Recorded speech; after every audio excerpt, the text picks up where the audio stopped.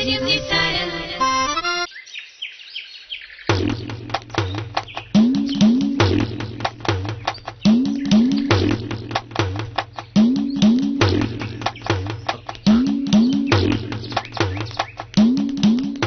Sir. നമസ്കാരം.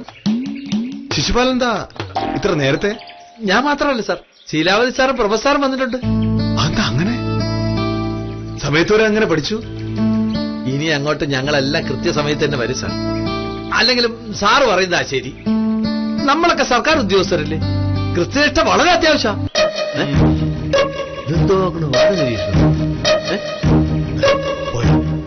എന്താ sir? അല്ല, കാക്ക മലർന്നു പറക്കുന്നുണ്ടോ നോക്കിയതാ. ശിശുപാല, ശീലാവതി സാർ ഉത്തമനെ ഫോൺ ചെയ്ത് പറഞ്ഞു എന്നെ അത്യാവശ്യമായിട്ട് കാണണമെന്നോ. എന്താ കാര്യം? സാറേ, ഇങ്ങനെ ഒന്നും അറിയാത്തല്ലോ പെരുമാറരുത്.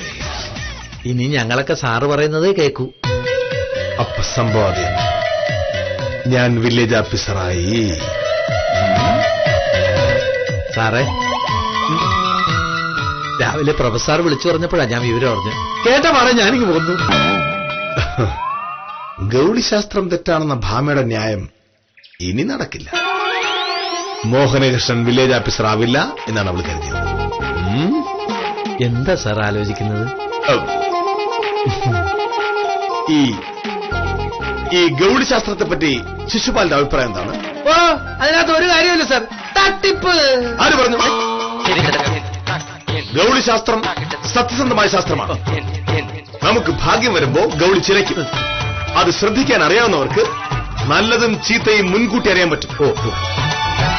ഇതുവരെ എനിക്ക് ഗൗളിശാസ്ത്രത്തിൽ ഒരു വിശ്വാസവും ഇല്ലായിരുന്നു. പക്ഷെ ഇപ്പൊ സാറ് സത്യമാണെന്ന് പറഞ്ഞ സ്ഥിതിക്ക് എനിക്ക് പൂർണ്ണ വിശ്വാസം.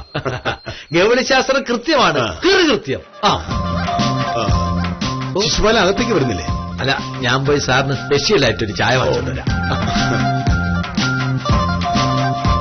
മോഹനേശ്വർ സാറിന് ചായ അല്ല വേണ്ടി വന്നാൽ ഞാൻ ബ്രാൻഡിയർ വാങ്ങിച്ചു കൊടുക്കും. അതാരെന്നറിയാം, എന്റെ ദൈവ ഇന്ന് മുതൽ അങ്ങനെ കാണാവൂ. കേട്ടോ? ശരി കേട്ടോ സാറേ, ഞാൻ പോയിട്ട് വരാം. നമസ്കാരം സാർ. സാറിനെ രാവിലെ തന്നെ വിളിക്കണമെന്ന് ഓർത്തതാ. പക്ഷെ ഇന്ന് ഒരുപാട് പേര് വിളിക്കുന്നുണ്ടാവുമല്ലോ, വെറുതെ ഇടയ്ക്ക് ശല്യപ്പെടുത്തണ്ടെന്ന് കരുതി. അങ്ങനെ പറയരുത് സ്വയംപ്രഭ. ജീവിതമാവുമ്പോ ഉയർച്ചയും താഴ്ചയൊക്കെ ഉണ്ടാവും. ഉയർച്ചയിൽ അഹങ്കരിക്കുന്നത് ബുദ്ധിയില്ലാത്തവരാണ്. ഈ മോഹനകൃഷ്ണൻ ഒരിക്കലും അങ്ങനെ ചെയ്യില്ല. എന്നാലും സാറിന്റെ ഒരു ഭാഗ്യം ഞാൻ ഓർക്കുന്നത്. കളികിട മാറിയാൽ എനിക്ക് കിട്ടേണ്ടതാ. പിന്നെ ഈ ജന്മം പ്രമോഷൻ കിട്ടി നീയൊന്നും വില്ലേജ് ഓഫീസറാകാൻ പോകുന്നില്ല. അതൊക്കെ കഴിവാണ്. ഞാൻ പറഞ്ഞ ശരിയല്ലേ സാറേ? പിന്നെ വളരെ ശരിയാണ്. പിന്നെ ശീലാവതി സാർ കാണണമെന്ന് പറഞ്ഞു. ഞാനൊന്ന് കണ്ടിട്ട് വരാം. സാറ് മോഹനേശ്വർ സാറിനെ കാത്തിരിക്കുക. സാറിനെന്തോ കാര്യമായിട്ട് സംസാരിക്കാനുണ്ടെന്ന്. ഉണ്ടാവും, എനിക്കും സംസാരിക്കാനുണ്ട്. ഇത്രയും കാലം ഇങ്ങനൊരു അവസരത്തിന് വേണ്ടി കാത്തിരിക്കുകയായിരുന്നു ഈ മോഹനകൃഷ്ണൻ. ഇന്ന് ഞാനൊരു കലക്കും. മോഹനകൃഷ്ണ, നമസ്കാരം സാർ. ഇനിയിപ്പോ ഇവരെ സാറേന്ന് വിളിക്കേണ്ട കാര്യമുണ്ടോ? മോഹനകൃഷ്ണൻ അറിയാലോ, ഞാൻ ആ പുതിയ വീട് വെച്ചത് ബാങ്കിൽ നിന്ന് ലോൺ എടുത്താണ് അത് പണിതത്. ജോലിസ്ഥലത്തിനടുത്ത് സ്വന്തമായൊരു വീട് വേണമെന്ന് ആഗ്രഹിച്ചാ അത് ചെയ്തത്. ഓ, കാര്യം മനസ്സിലായി. അപ്പൊ ട്രാൻസ്ഫർ എനിക്കല്ല, ശീലാവതി സാറിന്. പുതിയ വീട്ടിൽ താമസിക്കാൻ യോഗമില്ല. കയ്യിലുണ്ടായിരുന്നതും ലോൺ എടുത്ത് തീർന്നിട്ടും വീട് പണി മുഴുവനായില്ല. ഇനിയിപ്പോ ഒരു 4-5 ലക്ഷം രൂപയും കൂടെ വേണ്ടിവരും. ഇതാണ് ശീലാവതി സാറെ ഞാൻ പറയുന്നത്. ഒരുപാട് വലിയ വീട് വെക്കരുതെന്ന്. നമുക്ക് ആവശ്യമുള്ള ചെറിയ വീട് മതിയല്ലോ. എന്റെ പ്രശ്നം അതല്ല സാറേ. 3-4 മാസത്തിനുള്ളിൽ കല്യാണം നടത്താനിരിക്കുക. പയ്യന്റെ ആൾക്കാർ ചോദിച്ചില്ല. എങ്കിലും ഒരു 100 പവൻ സ്വർണ്ണമെങ്കിലും ഇല്ലാതെ അവിടെ കയറി ചെല്ലുന്ന എങ്ങനെയാ? 100 പവനോ? പിന്നെ വീട്ടിലാണെങ്കിൽ ചേച്ചിയുടെ കല്യാണം നടത്തിയതിന്റെ കടം തീർന്നു വരുന്നതേ ഉള്ളൂ. ഇനിയിപ്പം ഞാനായിട്ടൊരു 5-6 ലക്ഷം രൂപയെങ്കിലും ഇനിയും ഉണ്ടാക്കണം. ഇവരൊക്കെ ഇതെന്തിനാ എന്നോട് പറയുന്നത്? ഞാൻ റിസർവ് ബാങ്ക് ഗവർണറൊന്നുമല്ലല്ലോ, വില്ലേജ് ഓഫീസറല്ലേ. സാർ, ചായ നല്ല ബെസ്റ്റ് ചായ. സുലൈമാന്റെ ചായക്കടയെന്നാ. കാര്യം പറഞ്ഞാ 1 രൂപ കൂടുതൽ കൊടുക്കണം. പക്ഷെ കുടിച്ചാ കുടിച്ചതുപോലെയാ.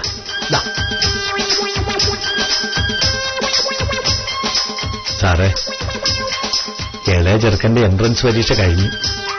പഴയതുപോലെയല്ല, നല്ല കാശ് ചെലവാകും. എഞ്ചിനീയറിംഗ് പഠിപ്പിക്കാന് ഞാൻ കൂട്ടിയാ കൂടില്ല. ഒരു 2 ലക്ഷം രൂപ കിട്ടിയാൽ ഞാൻ രക്ഷപ്പെടും. അല്ല, എനിക്ക് മനസ്സിലാവുന്നിട്ട് ചോദിക്കാം, ഇതൊക്കെ എന്തിനാ നിങ്ങൾ എന്നോട് പറയുന്നത്? ശീലാവതി സാറിന് ട്രാൻസ്ഫർ ആയ കാര്യം എനിക്ക് മനസ്സിലായി, പക്ഷെ അതിന് ഞാൻ ഉത്തരവാദിയല്ല. ട്രാൻസ്ഫറോ? പിന്നെ സ്വയംപ്രഭയുടെ ശിശുപാലന്റെ കാര്യം. നിങ്ങൾക്ക് വല്ലപ്പോഴും ഒരിക്കലും ഒരു 10 മിനിറ്റ് നേരത്തെ പോകണമെന്ന് പറഞ്ഞാ ഞാൻ വിടാം. അല്ലാതെ കാശിന്റെ ആരും നിന്നോട് പറയണ്ട. ഞാൻ വില്ലേജ് ഓഫീസർ എന്നുള്ള നേരാ, പക്ഷേ അതിന്റെ പേര് കാശൊന്നും തരാൻ പറ്റില്ല. അല്ലെങ്കിൽ തന്നെ എന്റെ അധ്വാനം കൊണ്ട്, എന്റെ മാത്രം അധ്വാനം കൊണ്ടല്ലേ ഞാൻ വില്ലേജ് ഓഫീസറായത്. അതിന് നിങ്ങളെല്ലാം എന്നെ അനുമോദിക്കല്ലേ വേണ്ടത്? മോഹനകൃഷ്ണൻ വില്ലേജ് ഓഫീസറായ ഇപ്പോ? അങ്ങനെ ആയതുകൊണ്ടാണല്ലോ ശീലാവതി സാറ് ആദ്യമായിട്ട് എന്നെ ഇങ്ങോട്ട് വന്ന് കണ്ടതും സ്വയംപ്രഭ എന്നെ കണ്ടപ്പോ എഴുന്നേറ്റതും ശിശുപാലൻ സുലൈമാന്റെ കടയിൽ നിന്ന് ഈ ചായയൊക്കെ മേടിച്ചു വന്നതും. സാറിന് ഭ്രാന്തായി പറയുന്നു. ഞങ്ങൾ ഈ ചെയ്തൊന്നും അതുകൊണ്ടല്ല.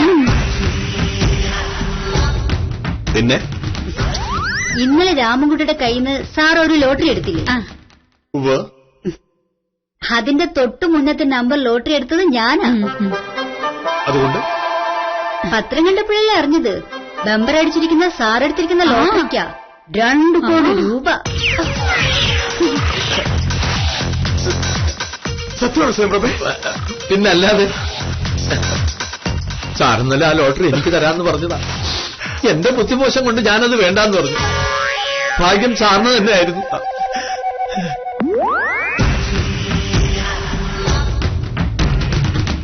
എന്താ സാറേ?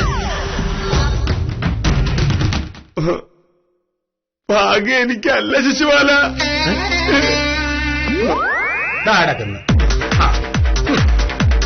വീണതല്ലോ കിടക്കുന്ന ധരണിയിൽ ശോണിതവും അണിഞ്ഞ അയ്യോ ശിവ ശിവ. കൊള്ളാം, നോക്കണ്ട നോക്കണ്ട. അയ്യോ, ഞാൻ എഴുതിയതല്ലേ, തുഞ്ചത്ത് എഴുത്തച്ഛൻ എഴുതിയതാ. പക്ഷെ മോഹനേട് സാറിന്റെ ഈ കിടപ്പ് എഴുത്തച്ഛൻ അന്നേ പിടികിട്ടിയതാണ് എനിക്ക് അത്ഭുതം.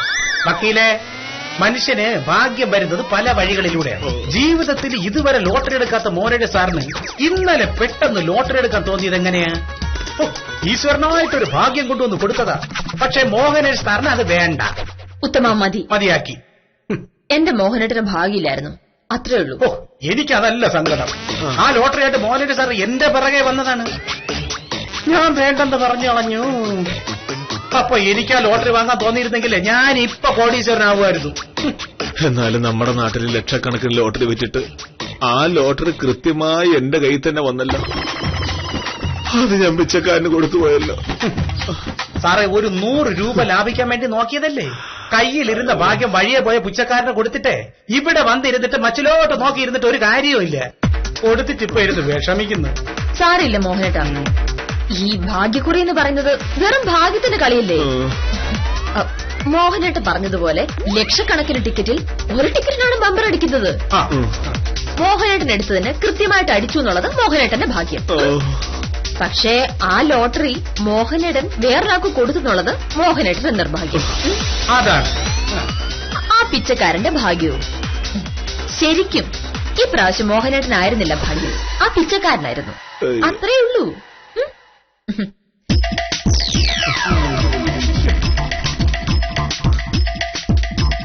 ഉത്തമ,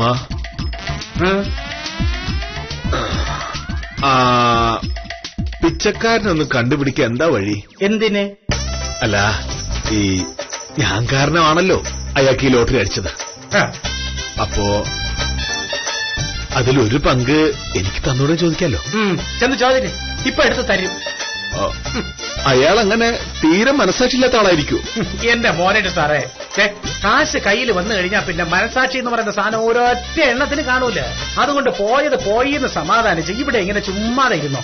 ഇനി ആ പിച്ചക്കാരനെ അന്വേഷിച്ചു പോയി വെറുതെ നാണം കിടക്ക. അപ്പൊ ഞാൻ പൊക്കോട്ടെ സാറേ. സാറേ, ഞാനേ പൊക്കോട്ടെ എന്ന്.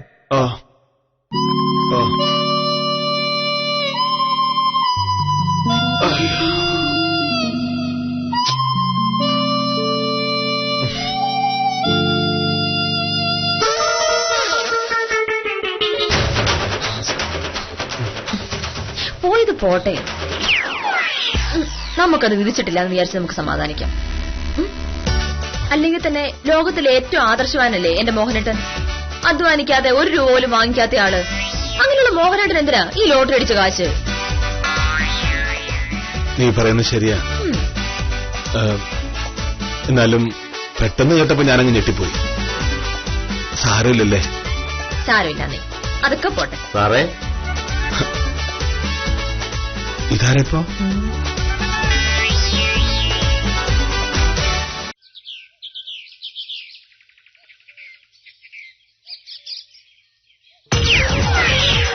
നമസ്കാരം സാർ. നമസ്കാരം. എന്നെ മനസ്സിലായോ? ഇല്ല. എങ്ങനെ മനസ്സിലാവും സാറേ? ഇന്നലെ സാറിനെ കാണുമ്പോൾ ഞാൻ ഇങ്ങനെ ആയിരുന്നില്ലല്ലോ.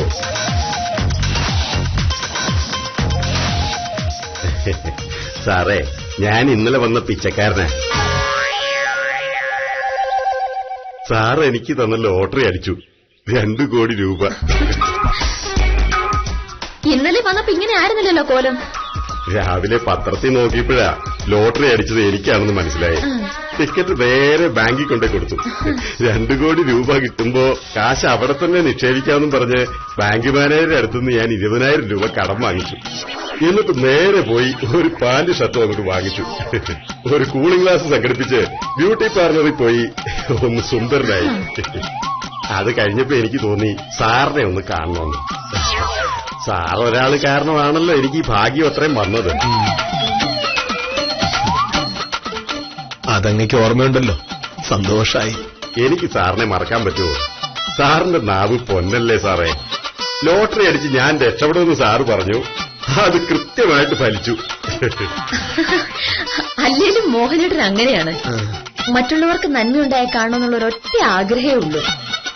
ആ, പിന്നെ സാർ ഇത് പിടിക്കും. എന്താ ഇത്? 10 രൂപ. 100 രൂപയുടെ ലോട്ടറി സാർ എനിക്ക് 90 രൂപയ്ക്കല്ലേ തന്നത്. അതിന്റെ ബാക്കി 10 രൂപ. ഓ, പിടിക്കണം സാറേ.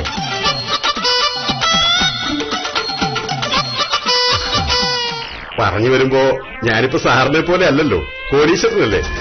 കോടീശ്വരനായി ഞാനൊരു 10 രൂപയ്ക്കൊക്കെ കടക്കാരനായോ എന്ന് പറഞ്ഞാ അത് മോശമല്ലേ സാറേ? പിന്നെ സാറിനായിട്ട് ഞാനൊരു സമ്മാനം കൊണ്ടുവന്നിട്ടുണ്ട്. ഇത് സാറ് സ്വീകരിക്കണം.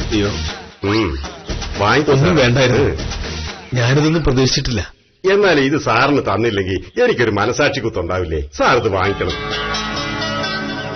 വാങ്ങിക്കണം സാറേ. അപ്പോ ഞാൻ വരട്ടെ, കാണാം.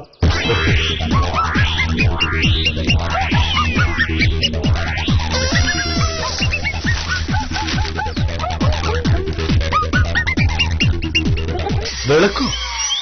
ഇന്നലെ സാറിന്റെ ഉമ്മറത്ത് ഞാൻ അടിച്ചോണ്ട് പോയതാ. അത് സാറ് തന്നെ വെച്ചോ.